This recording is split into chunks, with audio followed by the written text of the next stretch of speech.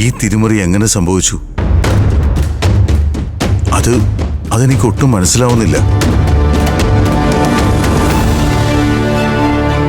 കലാവതി വ്യാജ സ്വർണം പകരം വെച്ച് അമൃതയുടെ ആഭരണങ്ങൾ തട്ടിയെടുത്ത് അംബികയെ കൊണ്ട് മറച്ചു വിറ്റു എന്നുള്ളത് സത്യമാണ്.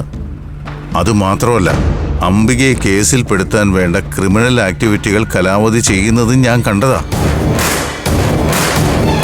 പക്ഷെ എന്നിട്ടും ചന്ദ്രേട്ടനെ വിശ്വസിച്ച് ഇത്രയൊക്കെ ചെയ്ത ഞാനിപ്പോ പഞ്ചരത്നങ്ങളുടെ മുമ്പിൽ മോശക്കാരിയായി.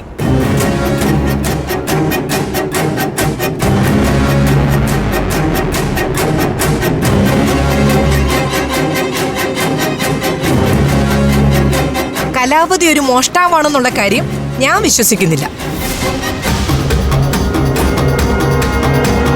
ഞാനൊരു സാധാരണ വീട്ടമ്മയാണ്. എന്റെ മക്കൾക്ക് ഒരു ആപത്ത് വരുന്നെന്ന് കേട്ടപ്പോൾ ഞാൻ ഇറങ്ങി പുറപ്പെട്ടു. പക്ഷെ ഇത് അവർക്ക് ഭാവിയിൽ കൂടുതൽ കുരുക്കാവും. എന്നും എന്നെ സപ്പോർട്ട് ചെയ്തിരുന്ന സഹദേവട്ടം പോലും ഈ കാര്യത്തിൽ എന്നെ പഴിക്കാനേ വഴിയുള്ളൂ. ഭാവിയിൽ ആകാശം അഖിലയും തമ്മിലുള്ള ബന്ധത്തെ പോലും ഇത് ബാധിക്കും. നമ്മുടെ ഇടപെടൽ കൊണ്ട് ഈ കല്യാണത്തിന് ഉപയോഗിച്ച ആഭരണം വ്യാജമാണെന്ന് തെളിഞ്ഞില്ലേ ശ്യാമളെ? അതൊരു ചെറിയ കാര്യമല്ലല്ലോ. ഇതുകൊണ്ട് ഗുണമുണ്ടായതേ ദിവ്യപ്രഭയ്ക്കും അവളുടെ അമ്മയ്ക്കും മാത്രമാ. അംബിക ഈ കേസിൽ പ്രതിയാവാൻ പോവാ. അതിന് കാരണക്കാരി അമൃതയാണെന്നേ സഹദേവേട്ടനോ ആകാശം പോലും കരുതൂ. ഇനി മേലിൽ ഇത്തരം സഹായങ്ങൾ ആവശ്യപ്പെട്ട് എന്റെ ഏട്ടൻ എന്നെ വിളിക്കരുത്. ഇതെന്റെ ഒരു അപേക്ഷയാ, പ്ലീസ്.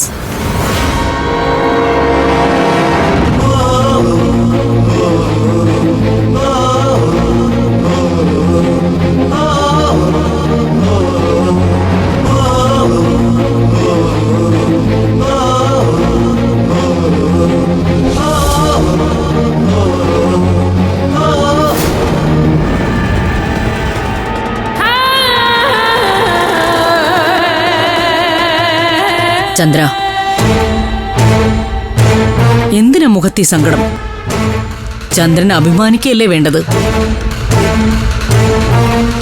അകലെ നിന്നിട്ടാണെങ്കിലും മക്കളുടെ സംരക്ഷകനാകാൻ ചന്ദ്രന് കഴിയുന്നുണ്ടല്ലോ. ഒരച്ഛനെന്ന നിലയ്ക്ക് എനിക്കതിൽ സന്തോഷവും ആശ്വാസവും ഒക്കെയുണ്ട്. പക്ഷേ പിന്നെന്താ ഒരു പക്ഷേ? ഞാൻ ഈ ചെയ്യുന്നതൊക്കെ എൻ്റെ മക്കൾക്ക് കൂടുതൽ പ്രശ്നങ്ങൾ ഉണ്ടാക്കുമെന്ന് എനിക്കൊരു പേടി. നോ, അങ്ങനെ ഒരു ആശങ്ക തോന്നേണ്ട ഒരു കാര്യവുമില്ല. എല്ലാം നല്ല വഴിക്ക് തന്നെയാ. ചെയ്യുന്ന കാര്യങ്ങൾ നന്മയിലേക്ക് നയിക്കുന്നതാണെങ്കിൽ അത് ഭയം കൂടാതെ ചങ്കുറപ്പോടെ ചെയ്യണം. ചിലപ്പോ അത് ഉദ്ദേശിക്കുന്ന റിസൾട്ട് നമുക്ക് തന്നു എന്ന് വരില്ല. പക്ഷേ ആ ഒരു ഗുഡ് വിൽ ഉണ്ടല്ലോ, it will definitely manifest in some other way. നല്ല പ്രവൃത്തികൾ എപ്പോഴും അങ്ങനെയാണെന്നാണ് ഞാൻ വിശ്വസിക്കുന്നത്. ശരിയാ ആ പറഞ്ഞത്. പഞ്ചരത്നത്തിലെ സ്വർണത്തിന്റെ കാര്യത്തിൽ നടന്ന തിരിമറി എനിക്ക് കണ്ടുപിടിക്കാനായത് ഈ പ്രശ്നത്തിന്റെ പിന്നാലെ പോയതുകൊണ്ടാണല്ലോ. നിശ്ചയമായും ജീവിതത്തിൽ ആദ്യമായി കലാവതിക്ക് എവിടെയോ ചുവട് പിഴച്ചു. കലാവതി അംബിയയ്ക്ക് വിറ്റത് പഞ്ചരത്നത്തിലെ ആഭരണങ്ങൾ പോലെ ഇരിക്കുന്ന കുറച്ച് ഫേക്ക് ഗോൾഡായിരുന്നു. അത്രയും വിശ്വാസമുള്ള ആരോ ഒരാൾ അവളെ കൂടെ നിന്ന് കബളിപ്പിച്ചത് തന്നെയാ. അതെ, പഞ്ചരത്നത്തിൽ നിന്ന് സ്വർണം മോഷ്ടിക്കാൻ കലാവതി ആരെയോ ഏർപ്പാടാക്കി എന്നുള്ളത് ഉറപ്പാ. അതാരായാലും കലാവതിക്ക് അത്ര വിശ്വാസമുള്ള ഒരാൾ തന്നെ ആയിരുന്നിരിക്കും. മിക്കവാറും ഇതിന് പിന്നിൽ കളിച്ചത് മഹേന്ദ്രനാവാനാണ് വഴി. മഹേന്ദ്രന്റെ ഇടയ്ക്ക് 2 ദിവസം അവിടെ നിന്നല്ലേ.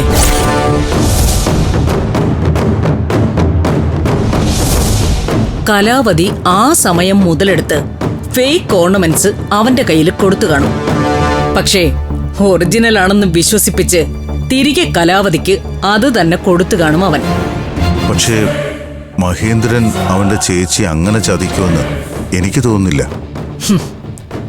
അവനെ എനിക്കറിയാത്തതൊന്നും അല്ലല്ലോ ചന്ദ്ര. എന്റെയും കൂടി അനിയനല്ലേ അവൻ. മഹേന്ദ്രൻ അവളെ ചതിച്ചതാവണമൊന്നുമില്ല. ആ സ്വർണം മാറ്റിയെടുക്കാൻ മഹേന്ദ്രൻ ശ്രമിച്ചിട്ട് ചിലപ്പോൾ നടന്നു കാണില്ല. കലാവതിയെ പേടിച്ച് തൽക്കാലം രക്ഷപ്പെടാനായി മഹേന്ദ്രൻ കളിച്ച ഒരു കളിയുമായിരിക്കാം. എന്തായാലും കാര്യങ്ങൾ ഇങ്ങനെയൊക്കെ ആയ സ്ഥിതിക്ക് ഇനിയിപ്പോ ഞാൻ എന്താ ചെയ്യേണ്ടത്? എന്ത് നിലപാടാണ് എടുക്കേണ്ടത്? ഒരു നിലപാടും എടുക്കണ്ട. വെറുതെ കാഴ്ചക്കാരനായിട്ട് നിന്നാ മതി. കേട്ടിട്ടില്ലേ, സൈലൻസ് ഈസ് ഗോൾഡൻ. ഫ്ലവേഴ്സ് ഒരുക്കുന്ന കാഴ്ച വസന്തം യൂട്യൂബിൽ പ്രേക്ഷകർക്ക് ലൈവായി കാണാം. ഫ്ലവേഴ്സ് കോമഡിയിൽ ജോയിൻ ചെയ്യൂ, ആസ്വദിക്കൂ.